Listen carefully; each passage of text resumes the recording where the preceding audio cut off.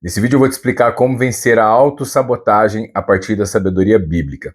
Seja bem-vindo para mais um vídeo, meu nome é Pedro Amâncio e você está no Crente Sem Frescura. Para falar sobre autossabotagem, é importante a gente começar falando sobre os sabotadores que alcançam a nossa vida. Os sabotadores, eles alcançam a nossa vida na área física, na área almática, na nossa alma, nas nossas emoções e também no nosso espírito. O nosso espírito é a principal área atingida pelos sabotadores, como você vai entender nesse vídeo. Então, seja um sabotador externo, algo que vem de fora e atinge a sua vida, como algo interno, o efeito é o mesmo na sua vida. Uma sabotagem é algo que impede você de alcançar os resultados que você se propôs a alcançar. É mais ou menos como se você tentasse chegar em um destino com o freio de mão do carro puxado. Você sabe que se você puxar o freio de mão de um carro, ele até vai andar, mas ele vai andar com muito mais dificuldade e isso vai gerar outros problemas no carro. Então imagina que a sua vida é esse carro. Você está lá pilotando, o combustível são os seus sonhos, é a sua energia, a sua vontade de acontecer, mas apesar disso tudo, você, por mais que acelere, você não tem conseguido alcançar os seus objetivos. Então se isso está acontecendo com você, sabotadores, ou principalmente uma autossabotagem, está alcançando sua vida. Nesse vídeo eu vou te explicar como vencer isso, como vencer esse sentimento e como poder usar aquilo que está sendo usado contra você como um combustível para que você possa viver aquilo que Deus tem colocado no seu coração. Agora, perceba o seguinte, quantas pessoas que você conhece que por mais que se esforcem não conseguem ter resultados? Então são pessoas que são assim trabalhadoras, acordam cedo, chegam tarde, mas continuam endividadas, não têm resultado financeiro. São pessoas que se amam, frequentam igrejas, mas que têm problemas no casamento, não conseguem prosperar no casamento. São pessoas que têm se esforçado, têm lido a Bíblia, têm orado, mas têm tido dificuldade de educar os filhos e construir uma família estruturada, uma família saudável. Então, você conhece alguém assim? Alguém que aparentemente faz tudo certo, mas sempre as coisas dão errado? Essas pessoas estão passando, então, por esse cenário de viver lutando contra sabotadores ou contra uma autossabotagem. Se você é uma dessas pessoas, preste atenção no seguinte. Em primeiro lugar, vamos separar essas duas influências. Primeiro a sabotagem que vem de fora e depois a autossabotagem. Porque a sabotagem que vem de fora, ela é muito mais fácil de ser resolvida. Em Lucas 10:19, Jesus disse assim: Eis aí vos dei autoridade para pisar de serpentes e escorpiões e sobre todo o poder do inimigo e nada, absolutamente nada, vos causará dano. Nada pode nos causar dano. Então, aquilo que vem de fora não tem poder sobre as nossas vidas. Se nós percebermos isso, nós vamos perceber então que o sabotador de fora, aquela pessoa, aquele inimigo da nossa alma, aquela influência espiritual que a gente percebe que está lutando contra os nossos sonhos, está tentando nos impedir de viver aquilo que Deus tem colocado no nosso coração. Aquilo existe, aquilo é real, mas aquilo não tem legalidade contra a sua vida. Então, é importante que você tenha essa clareza que as coisas externas, elas não têm legalidade na sua vida, a não ser que você dê essa legalidade. Então, é importante que você se posicione e estabeleça hoje como sendo o prazo para que toda a sabotagem externa e que toda a sabotagem interna se encerre na sua vida. Mas como a gente vai ver ao longo desse vídeo, a sabotagem externa, ela é fácil de ser combatida. O problema é a sabotagem interna. É contra essa que nós devemos lutar com mais atenção, porque a sabotagem interna, ela acontece dentro de nós com uma aparência de algo bom e de algo positivo. Você vai perceber. É assim, ó, é importante que a gente tenha a clareza que a sabotagem, tanto a externa como a interna, aquela que vem de fora como aquela que começa aqui dentro de nós, elas geram oportunidades. E eu preciso que você abra os seus olhos, abra os seus ouvidos e preste muita atenção sobre essa verdade, sobre as verdades bíblicas que nos apontam que a sabotagem gera oportunidades. Talvez a história mais evidente disso, que uma sabotagem gerou uma grande oportunidade para que a vontade de Deus se cumprisse, é a história de José. Você lembra que José é sabotado por seus irmãos lá em Gênesis, no livro de Gênesis. E a sabotagem faz com que ele seja vendido como escravo, ele vai parar no Egito. No Egito ele experimenta diversas lutas em diversas áreas diferentes. Primeiro na casa de Potifar, depois na prisão. E depois ele consegue, após muito tempo de luta, aproximadamente 13 anos, ser honrado e alçar a posição de governador do Egito. E ali, como governador do Egito, ele tem a oportunidade de salvar aquela nação e de salvar as nações ao redor do Egito, inclusive salvar a sua família. E é interessante a gente observar que lá em Gênesis 50, 20, uma fala de José ficou registrada para nos lembrar então que sabotadores, que os problemas que eles criam podem ser grandes soluções. Por isso que a gente precisa aprender a enxergar as coisas da forma correta. José diz assim lá em Gênesis 50, 20: Vós, na verdade, intentaste o mal contra mim, porém Deus o tornou em bem, para fazerdes como vedes agora, que se conserve muita gente com vida. Você entende o que aconteceu? Aquela sabotagem, ela serviu para que José cumprisse o plano de Deus e conservasse muita gente com vida. Acredite nisso. Os problemas que você está enfrentando, sabotagens que vieram de fora ou sabotagens que nasceram dentro de você, são uma grande oportunidade. Esses problemas são uma grande oportunidade para você virar o jogo da sua vida e acessar um nível de existência, um nível de realização, um nível de conquista que até agora você não acessou. Mas para isso, vai ser necessário que você faça alguns compromissos comigo ao longo desse vídeo. E que esse seja o primeiro compromisso, que você possa escrever, pegar um papel, pausar esse vídeo e escrever: sabotadores criam oportunidades. Sabotadores criam oportunidades. Eu sei que isso é totalmente contraintuitivo, mas é a realidade, como eu estou te mostrando aqui, a partir da sabedoria bíblica. E eu quero que você perceba o seguinte: se os sabotadores eles não têm legalidade na nossa vida, de onde está vindo então toda essa dificuldade? Você já sabe, se o sabotador não tem legalidade e se a gente consegue bloquear o sabotador na nossa vida, o que sobra é a gente lutar contra a autossabotagem. A autossabotagem também está registrada lá em Romanos 7,19. Lá Paulo registrou o seguinte: porque não faço o bem que prefiro, mas o mal que não quero, esse faço. Paulo então fala de sua luta em querer fazer o bem, mas não conseguir, e o mal que não querer fazer, acabar fazendo, ou seja, um ato de autossabotagem. A autossabotagem, ela é extremamente destrutiva.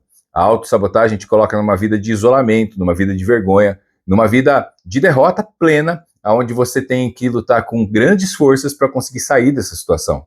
Talvez você esteja vivendo isso hoje, uma vida de autossabotagem.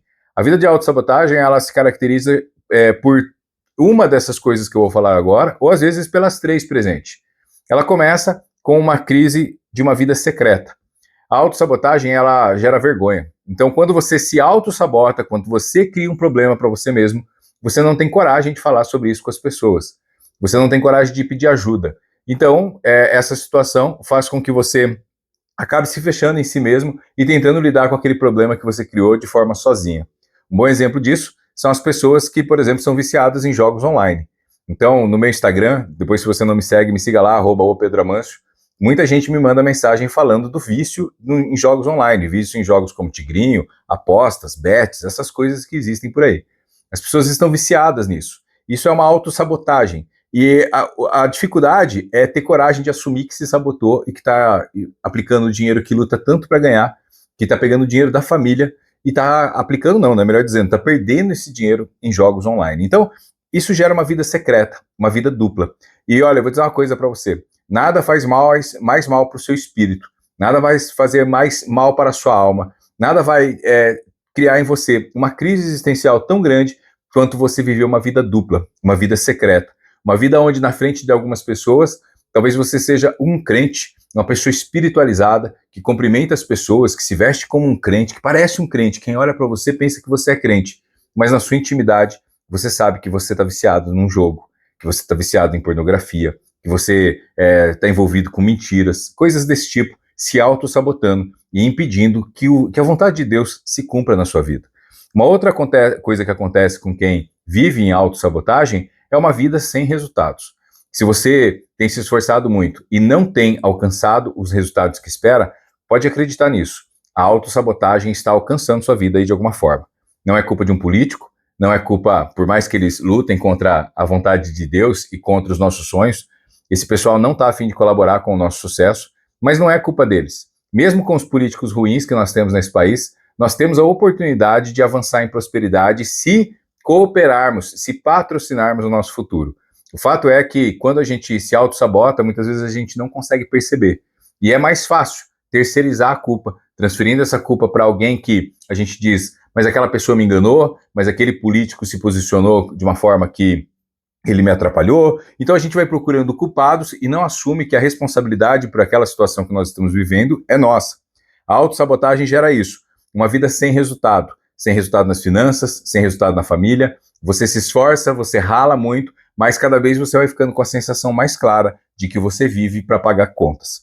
Uma outra coisa que é a mais séria de todas que a autossabotagem gera na vida das pessoas é a crise espiritual. Então, começa com uma vida secreta, passa por uma vida sem resultados, e isso gera uma crise espiritual. E nada é pior para mim e para você do que uma crise espiritual. Porque lembre-se que nós somos seres espirituais. Nós estamos aqui vivendo nesse corpo. Deus inspirou em nós a alma para que nós pudéssemos, através dos sentidos do corpo, através da ligação nossa com a alma, vivermos as emoções, termos vontade, tomarmos decisões, mas lá na essência, nós somos seres espirituais. Deus nos criou seres espirituais que vivem dentro de um corpo. Essa ordem nunca pode ser invertida. E ela também nunca pode ser esquecida. No pecado do homem, quando o homem pecou lá em Gênesis 3,15, essa ordem foi invertida. A carne, o corpo, ganhou força, ganhou vontade, ganhou dominância sobre a nossa vida. Nosso papel como cristãos é reorganizar isso e colocar a nossa vida espiritual em primeiro lugar. É por isso que uma crise espiritual provocada pela autossabotagem, ela é danosa para o seu futuro. Porque você não percebe, mas quando você está doente espiritualmente, você adoece em todas as outras áreas da sua vida. Inclusive, se você é uma pessoa que tem enfrentado algum tipo de doença, é importante que você tenha convicção de que espiritualmente você está bem. Porque se você estiver em crise espiritual, talvez essa doença não tenha começado em outras fontes, senão no seu espírito. Cuide do seu espírito. Não viva em crise com Deus. Cuide dos detalhes que Deus tem colocado na sua vida. Preste atenção naquilo que Deus tem colocado na sua vida para que você não se auto-sabote. A Bíblia conta a história de um homem que auto-sabotou-se e é um homem chamado Acã. Essa história está registrada lá em Juízes, em Josué 7. E Acã, ele cometeu um pecado oculto. Acã se auto-sabotou. Deus tinha dado uma instrução clara, que quando eles destruíssem a cidade, depois da grande vitória ali de Jericó, nada fosse saqueado daquela cidade, tudo devia ser destruído. Mas Acã pega riquezas proibidas e esconde na sua tenda, achando que ninguém descobriria. O fato é que quando Israel vai para outra batalha, Israel perde aquela batalha. E Deus mostra para Josué e para seus profetas que Acã era o culpado daquilo, porque ele tinha autossabotado a sua vida e aquela autossabotagem estava alcançando toda a nação de Israel. É importante que você perceba o seguinte, uma autossabotagem, ela tem efeitos primeiro na nossa vida, mas ela não se limita a nós. Ela vai se desdobrar nas pessoas que estão ao nosso redor, principalmente na sua família. Acã foi penalizado por seu pecado e pela autossabotagem que ele criou. E tanto ele como a sua família sofreram as consequências dessa decisão. E eu posso dizer uma coisa para você, eu e você não somos diferentes. Nós também sofreremos as consequências de uma decisão errada e a nossa família sofrerá junto. Então é importante que a gente tome uma decisão nessa noite, eu estou gravando o vídeo à noite, saiu uma aqui como sendo nessa noite. Mas que você tome a decisão, assistindo esse vídeo, de enfrentar a autossabotagem de uma vez por todas. Se não por você, pela sua família, sabe? Então a pergunta que a gente se faz agora é, como resolver a autossabotagem? Como a gente pode resolver essa situação de uma vez por todas? E para resolver essa situação de uma vez por todas, eu preciso que você se lembre lá de Mateus 13, quando Jesus conta aquela parábola do semeador que sai pelo caminho e as sementes vão caindo em 4 solos diferentes. Aqueles 4 solos são os 4 tipos de pessoas que existem na sociedade. 3 deles são autossabotadores, são pessoas que se envolvem em sabotagem. E uma das pessoas é a pessoa que resolve os problemas, que enfrenta as situações de uma vez por todas. Então eu vou falar de 3 pessoas aqui agora que a gente precisa, se você se perceber sendo uma delas, você precisa se esforçar para mudar para o lado da 4ª pessoa, aquela que resolve problemas. E se você está cercado por essas pessoas, pessoas que se auto-sabotam e que criam sabotagem também na sua vida, você precisa dar um jeito de excluir essas pessoas da sua vida, porque senão você não vai conseguir avançar em prosperidade. Mas Pedro, como que eu vou excluir essas pessoas da minha vida? É meu marido que é um sabotador. Então não, calma. Seu marido ele vai ser transformado pelo poder da sua oração. Eu estou falando daquele grupo de amigos que você tem no trabalho e que insiste em te arrastar para baixo. Eu estou falando daquele grupo de WhatsApp que você faz parte e você sabe que o Senhor não gostaria nem que você estivesse lá. Está chegando a hora de você sair. Sabe, o nosso lugar não é perto de gente que nos arrasta para baixo. Olha só esses 3 tipos de pessoa. Então, preste atenção. O primeiro tipo de pessoa é o distraído. É aquele que a semente cai na beira do caminho. O distraído, ele leva a vida como se as coisas fossem dar certo automaticamente. O distraído, ele é uma pessoa descomprometida com a vida. Ele espera a vida dar certo, mas a vida não dá certo por um acaso. Você tem que perceber que a vida ela é como um terreno que exige cuidados. Que se você não cuidar desse terreno, se você não for lá cercar esse terreno, se você não for lá cortar o mato desse terreno, o que vai acontecer? O que acontece com um terreno que não é cuidado, gente? Um terreno que não recebe cuidados, ele vira alvo do entulho de pessoas. As pessoas jogam lá um sofá velho, jogam lá um resto de construção, naquele terreno começa a aparecer bicho, aparece rato, aparece barata, de repente os vizinhos estão reclamando daquele terreno, tudo porque uma pessoa distraída não cuidou daquele negócio. A sua vida, ela é como um terreno e ela não pode ser tratada dessa forma distraída, ela exige a sua atenção. Então, a primeira pessoa é essa pessoa distraída. Cuidado com os distraídos. Eles parecem ser pessoas do bem, eles têm boas intenções, mas eles, infelizmente, te arrastam para baixo e não te ajudam a avançar ao longo da sua vida. Outro tipo de pessoa, é aquela semente que cai no solo rochoso. Essa pessoa é o inconsistente. O inconsistente é uma pessoa que não tem constância naquilo que faz. Que começa, é bom em começar as coisas, mas é ruim em terminar as coisas. É uma pessoa que, diante das dificuldades da vida, vai desistindo, vai parando pelo caminho. Então, assim, se você é uma pessoa que começa muitas coisas, mas termina muito poucas, saiba que isso é um ato de autossabotagem, assim, gigantesco. Então, tome a decisão hoje de começar e terminar. Pare de entrar em tarefas e ficar conhecido como uma pessoa descomprometida. Isso é muito ruim para o seu futuro. Pessoas descomprometidas, elas não são nunca levadas a sério. Às vezes algumas pessoas me mandam mensagem dizendo que a esposa não leva a sério, o marido não leva a sério, e eu não conheço as vidas na intimidade, mas por que será que essas pessoas não são levadas a sério? Pode ter certeza de uma coisa, muitas dessas pessoas não têm resultado na vida, porque começam e nunca terminam, são inconstantes. O terceiro tipo de pessoas são aquelas pessoas que são representadas pelas sementes que caem entre os espinhos. Essas pessoas são as pessoas sobrecarregadas. São pessoas que pensam que a vida vai se resolver se ocupando cada vez mais, tentando resolver tudo com a força do braço. É necessário que você sim seja responsável, que você assuma a responsabilidade por aquilo que está sob os seus cuidados e que depende de você. Mas é necessário também que você não se sobrecarregue em excesso. Porque, lembre-se, o Senhor, ele já fez o que precisava ser feito. O Senhor, ele já cumpriu com a jornada que ele precisava cumprir para que eu e você tivéssemos vida e vida em abundância. Então faça aquilo que é a sua responsabilidade. Haja com excelência. Comprometa-se com o seu futuro, mas confie no Senhor e não se sobrecarregue para que você tenha tempo para sua família, para que você tenha tempo para seus filhos, para sua esposa e para, principalmente, que você tenha tempo para cuidar da sua vida espiritual. E o quarto tipo de pessoa que é representado naquela parábola de Mateus 13, é o solo fértil, é a pessoa que resolve, é a pessoa onde a semente cai e ela brota. Eu vou dizer uma coisa para você, nós precisamos ser pessoas onde as sementes caem e brotam, pessoas resolutivas. A pessoa que é representada por esse solo fértil é uma pessoa resolutiva, é uma pessoa que, diante da sabotagem externa ou da sabotagem interna, ela toma a decisão de resolver os seus próprios problemas, ciente de que ninguém os resolverá no lugar delas. Então, assim, tenha clareza que os problemas que você está passando, ninguém vai resolver no seu lugar. Cabe a você posicionar-se e aprender a resolver esses problemas. Então, 4 tipos de pessoas. Cuidado com os 3 primeiros que eu falei. Seja a quarta pessoa, a pessoa resolutiva, e procure se cercar-se de pessoas resolutivas.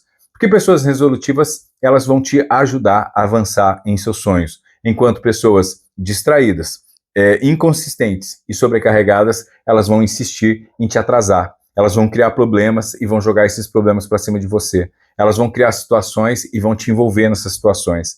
Você vai se ver envolvido em desânimo, em fofoca, em cercado por pessoas pessimistas, negativas, que estão esperando as coisas darem errado e que nunca fazem nada para melhorar a vida de fato. E eu quero te fazer uma pergunta agora nesse momento. O resoluto, ele pode parecer para você um cara assim que está tentando resolver as coisas na força. E talvez você esteja pensando isso. Mas Pedro, o resoluto, se ele é a pessoa assim que vai lá e tenta resolver, aonde está o Senhor nessa história? Aonde está Deus nessa história? Bom, eu vou te dizer uma coisa, o resoluto, ele está fazendo a parte dele. E ele está crendo que no impossível, Deus vai agir. mas ele não se esquiva da responsabilidade dele. E é isso que faz com que o resoluto tenha a oportunidade de viver o sobrenatural de Deus. O resoluto, ele é uma pessoa que experimenta o sobrenatural de Deus no seu dia a dia. É por isso que para o resoluto, o sobrenatural, ele é algo natural, porque ele vive isso diariamente. Ele sabe que Deus está presente com ele em cada um dos desafios que ele enfrenta na vida. Ele sabe que na vida não existe uma separação entre espiritual e carnal. Não existe uma separação entre espiritual e trabalho. Não existe uma separação entre espiritual e família. Tudo, de certa forma, se entrelaça. As nossas realidades, elas vão se misturando, elas vão se entrelaçando. E a pessoa resoluta, ela entende então que Deus faz parte do trabalho dela e por isso ela honra o Senhor no trabalho dela. Ela entende que Deus faz parte da família dela, por isso ela honra sua esposa, seu marido, seus filhos, ela honra seus pais, assim, honrando, porque ela sabe que honrando essas pessoas, ela estará honrando o Senhor. Ela cumpre 1 Coríntios 10:31, procurando fazer as coisas não como para homens, mas buscando fazer as coisas para Deus. A pessoa resoluta, que vive o sobrenatural de Deus, é uma pessoa que ela vive uma vida que outras pessoas querem viver. Mas eu preciso te dizer uma coisa, anote aí, é impossível viver o sobrenatural se você tem dúvidas. O resoluto, ele não é uma pessoa que tem dúvidas, ele é uma pessoa que tem convicções. Convicções que foram crescendo porque essa pessoa experimentou Deus. Essa pessoa viveu experiências com Deus. Essa pessoa precisou do Senhor, clamou por socorro e viu a mão de Deus presente na vida dele. Ou se não viu a mão presente, sabia, confiava que mesmo quando as coisas estavam dando erradas, Deus estava lá, que aquilo estava dentro da vontade permissiva de Deus. E que se a história não estava terminando do jeito que ela gostaria, é porque ainda não era o fim. Acredite nisso. Se a sua história não está terminando, não está sendo do jeito que você quer, se ela termina, você tem a impressão que ela não está terminando do jeito que você gostaria, é porque ainda não é o fim. É tempo de você mudar essa história. É tempo de você viver o sobrenatural de Deus. É tempo de você viver o improvável. O improvável, ele é improvável para quem fica na plateia, para quem fica assistindo. Tem muita gente que admira histórias de sucesso, acompanha grandes empreendedores, empresários, admira pais de família, admira pessoas que têm dons, que vivem o reino de Deus com intensidade e querem viver essa mesma experiência. Mas, muitas vezes, essas pessoas não vivem porque elas não são resolutivas. Elas pegam os problemas e enfrentam esses problemas de um jeito assim, se esquivando, procurando se esquivar desse problema. A Bíblia conta a história de um homem resolutivo que viveu uma grande experiência com Deus. Esse homem se chamava Gideão, está lá em Juízes 7. E ele teve que viver Juízes 6, melhor dizendo. E ele teve que viver uma experiência com Deus assim de uma intensidade inigualável. Porque a experiência que ele vive com Deus é uma experiência vivida no meio de uma grande sabotagem. Um povo chamado Midianita, dentro de uma legalidade que o povo de Israel deu, se levanta para sabotar a nação de Deus, o povo de Deus. Eles destroem os alimentos, eles não deixam nada para eles comerem, mas um homem resolutivo se levanta naquela nação e decide viver uma história diferente. Enquanto todos estavam apavorados com a ação dos midianitas, Gideão estava pegando o trigo que estava no tempo da colheita e levando para o lagar. O lagar era o lugar onde se beneficiava uvas e não trigos. Mas por que ele fazia isso? Para enganar os midianitas. Assim os midianitas não perceberiam que ele tinha colhido o trigo e que ele estava beneficiando esse trigo para cuidar da família dele. Pessoas resolutivas fazem o que precisa ser feito de forma criativa. Elas não ficam reclamando da situação e esperando as coisas darem certo. Pessoas resolutivas vão lá e são, assim, ousadas no seu agir. E eu preciso que você perceba que há uma série de pessoas esperando por você, esperando pela sua ação. Quando Gideão se levantou, ele viveu o sobrenatural de Deus. Ele viveu verdades que ele nem imaginava até aquele momento, experiências que ele nem imaginava que teria. A história de Gideão é linda, leia lá em Juízes, a partir do capítulo de número 6. Ela é linda, ela é intensa, ela é uma história única de um homem que viveu uma experiência com Deus, porque se tornou uma pessoa resolutiva. Então, assim, eu quero te desafiar nesse vídeo a se tornar uma pessoa resolutiva.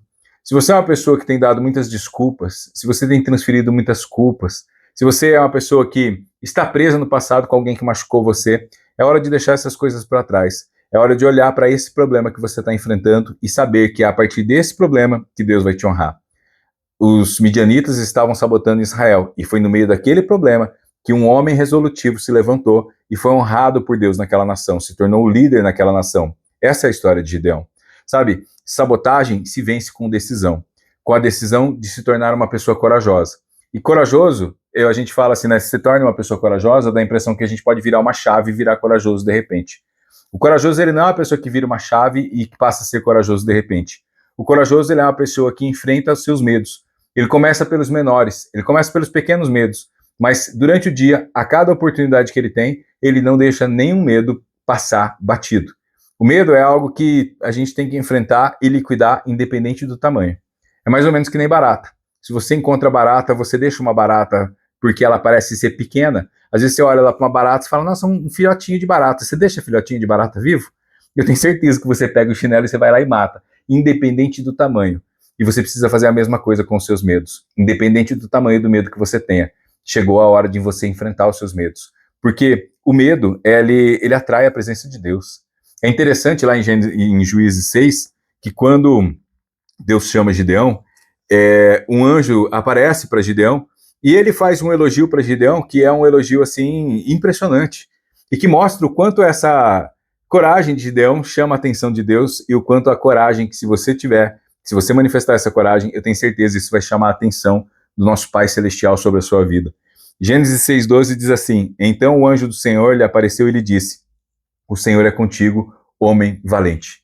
O Senhor é contigo, homem valente. Olha que coisa linda, gente. A coragem atrai a presença de Deus. Sabe, a decisão de fazer parte da solução mudou a vida de Gideão e pode mudar a sua também.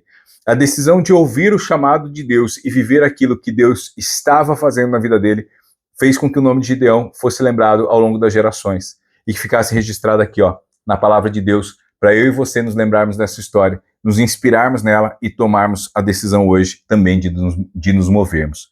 Eu quero que você acredite que esse vídeo não chegou a você por um acaso, mas esse vídeo chegou a você para que você tome decisões. Eu tenho uma tarefa para você. Primeira tarefa, encontre o nome do seu sabotador. Encontre o nome do seu sabotador.